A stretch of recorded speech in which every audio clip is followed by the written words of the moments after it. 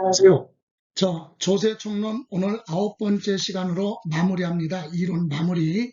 오늘까지 이론 마무리한 것은요, 7, 8, 9강에 대한 기출지문은 주말 잘 보내시고, 다음 주 월요일 날 기출문제 지문을 해설함으로써 조세총론의 기본 이론 과정은 마무리하는 걸로 하겠습니다. 그럼 오늘 마지막 단원 9강에서 다룰 것은 서류의 송달이에요. 세금에 관련된 서류를 전달하는 방법, 어디 가서 전달하고 누구한테 어떤 방법으로 전달할 것이냐 간단하게 한번 정리해 볼 건데요. 먼저 서류 송달 그러면 서류 송달 장소 그리고 어떤 방법으로 누구에게 전달할 거냐 이거죠. 그래서 첫 번째 송달할 장소는 일반적인 경우는 통상적으로는 명의인이 뭐예요? 받을 사람의 서류를 받을 사람으로 지정된 사람의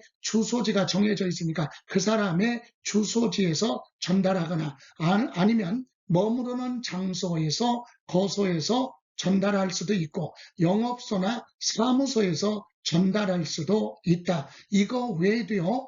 명의인이 승낙을 하면 이거 장소 외에도 편의점 장소로 변경을 해서 전달할 수도 있습니다. 그리고 두 번째, 전자 송달의 경우는 국세정보통신망을 통해서 전자메일 등으로 서류를 전달할 수도 있죠. 이렇게 일반적인 경우는 주소지, 전자송달은 전자우편 주소를 통해서 서류를 전달을 하는데 누구한테 전달해야 되느냐? 송달 받을 자가 정해져 있죠. 그래서 일반적으로 연대 송달 받을 자한테 전달하는데 만약에 연대 납세 의무자다. 하나의 납세 의무에 대해서 두 사람 이상이 공동으로 책임관계에 있는 연대 납세 의무자인 경우에는 그 중에 대표자를 명의인으로 해서 연대 납세 의무자 중에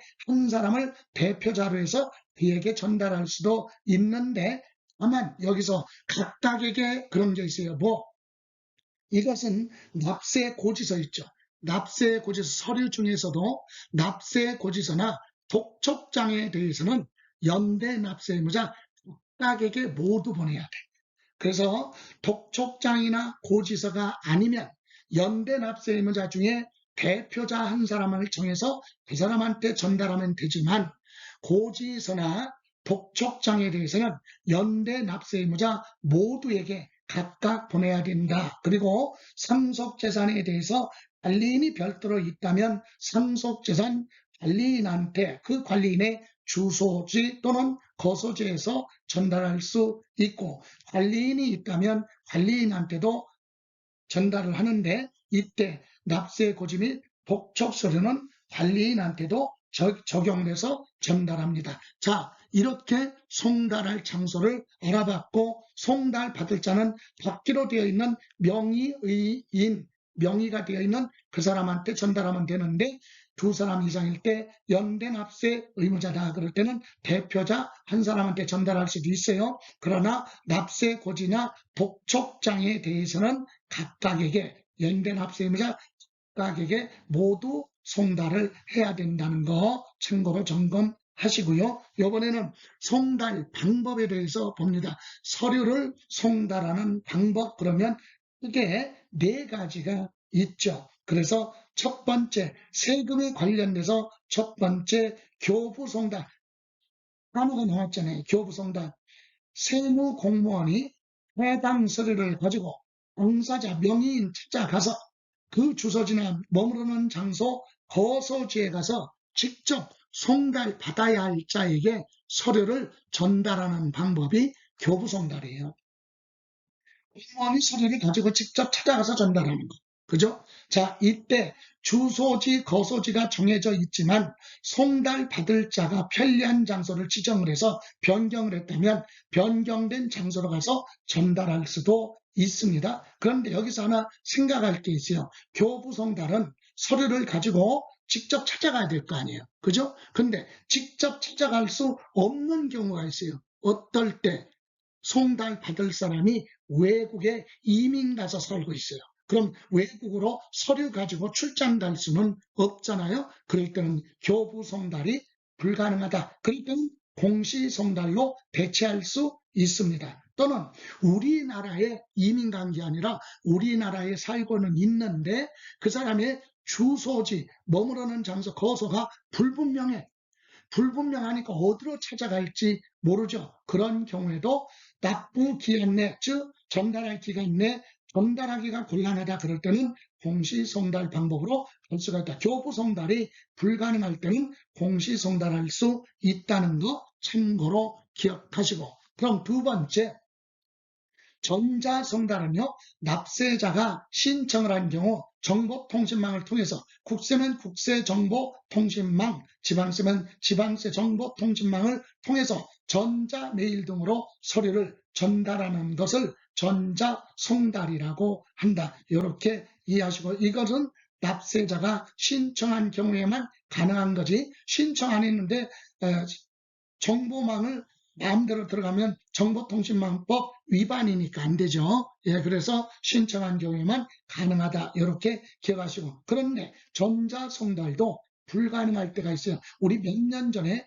코로나 백신 예약할 때 한꺼번에 접속이 되다 보니까 정보통신망 장애로 인해서 먹통이 되는 경우 있죠. 그런 경우는 송달할 수가 없잖아요. 그런 경우는 공시송달 등 다른 방법으로 대체할 수 있다는 거 참고로 이해하시고요. 다음 세 번째, 이번에는 공시송달이에요.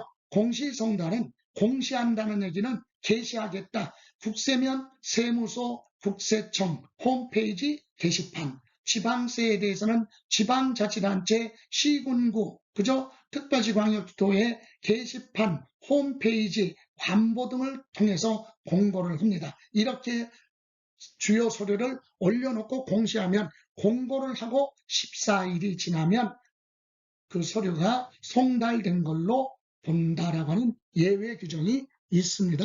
공고가 되고 14일이 지나면 송달된 걸로 보겠다. 다음 우편송달. 우편송달은 원칙은 등기우편입니다. 등기우편으로 전달하는 방법을 우편송달이라고 하는데, 다만 일반 우편도 예외가 있어요. 소득세법의 납세고지서나 부가가치세의 납세고지서 등 일반적인 납세고지서는 국세는 50만 원이에요. 국세의 경우는 50만 원 미만이고, 지방세는 고지서 한 장당 45만 원 미만일 때는 등기우편이 아니라 일반 우편으로도 가능하다. 원칙은 뭔데? 등기우편인데, 국세의 경우 고지서가 한 건당 얼마? 50만 원 미만, 지방세는 45만 원 미만일 때는 일반 우편으로도 가능하다. 그런데 우편 송달이 불가능한 경우가 있습니다. 어떤 경우? 우편물을 보내야 되는데 명의인 받을 사람이 외국에 주소로 되어 있어요. 외국에 나가서 거주하고 있으니까 주소지가 외국으로 되어 있으면 외국으로 우편물 보내면 확인할 방법이 없잖아요. 그죠? 그래서 그런 경우는 우편 송달이 불가능하고, 또 우리나라에 살고 있어도 주소 또는 거소가 분명하지 않기 때문에 우편물을 어디로 보낼지 몰라. 또는 우편물을 보냈는데 당사자가 거기에 거주하지 않기 때문에 수치인 불명으로 반송이 되고 있다. 2번 이상. 이런 경우에는 우편송달이 불가능하죠. 그럴 때는 아까 말씀드린 공시송달로 대체할 수 있다. 이렇게 해서 서류의 송달 방법 4가지 개념, 교부송달, 공무원이, 세무공무원이 해당 서류를 가지고 당사자 명의인 찾아가서 직접 전달하는 방법, 전자송달은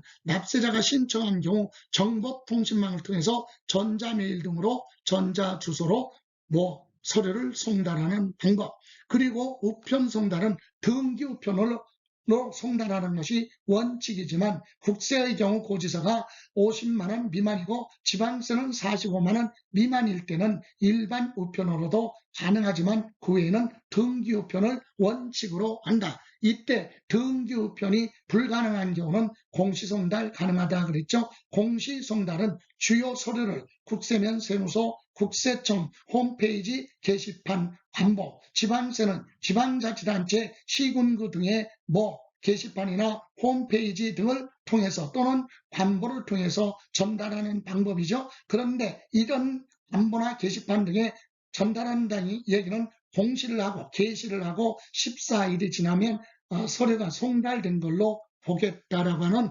공시송달이 있습니다. 그럼 이렇게 보시고 그 다음에 간단하게 여러분이 물어본다면 공시송달 사유를 물어볼 것이다. 그래서 공시송달 사유 및 장소, 첫 번째 사유는 어떤 경우에 공시송달이 가능하냐, 교부송달이나 전자송달이나 우편송달이 불가능하다. 왜? 그래서 다음 어느 하나에 해당하는 경우는 서류의 주요 내용을 공고한 날로부터 며칠 14일이죠. 14일이 지나면 서류가 송달된 것으로 본다 그랬어요. 송달된 것으로 보겠다. 첫 번째, 주소 또는 영업소가 외국에 있어요. 국에 있으니까 우편 송달도 불가능하고 교부 송달도 불가능하죠. 그럴 때 공시송달 사유에 해당이 되고, 또 우리나라에 주소 또는 영업소가 있어도 분명하지 않기 때문에 어디로 찾아갈지 교부송달, 또 어디로 보낼지 우편물, 우편송달이 불가능하다. 또 등기우편으로 송달하였으나 수취인 부재로 인해서 반송이 되옵니다. 자꾸 되돌아와. 그런 경우는 그래서 납부 기한 내 서류 송달이 곤란하다라고 판단이 되면 공시송달 사유에 해당이 되고 공시송달할 수 있죠. 그럼 공시송달할 때 장소는 어디냐? 그래서 1번 국세면 국세정보통신망, 지방세면 지방세정보통신망에 통해서, 아니면 세무서 게시판이나 홈페이지, 그리고 지방자치단체 홈페이지 게시판, 그 밖에 적절한 장소, 관보 또는 일간신문 등에 게시를 합니다. 이렇게 게시할 때 일대에 1번의 경우 그랬죠. 국세정보통신망을 통해서 전달할 때는 다른 공시 방법과 같이 하라 그랬어요. 이렇게 해서 공시송달 사유 요거까지 점검을 하시고, 이렇게 해서 우리 조세총론의 이론은 오늘로써 이론 해설은 여기서 마무리하고, 다른 부분은 꽤 신경 안 쓰셔도 돼요. 지금 정리한 것만 반복해서 정리하시면 되겠습니다. 자, 오늘 잘 보내시면, 그리고 이틀 동안 주말 잘 보내시고 휴식하시고, 그리고 다음 주 월요일 날 요 단원에 대한 기출문제 지문 해설 강의 설명드리는 걸로 하고, 다음 주 월요일 날 조세총론을 마무리하겠습니다. 고생하셨습니다. 지금까지 김성래였습니다.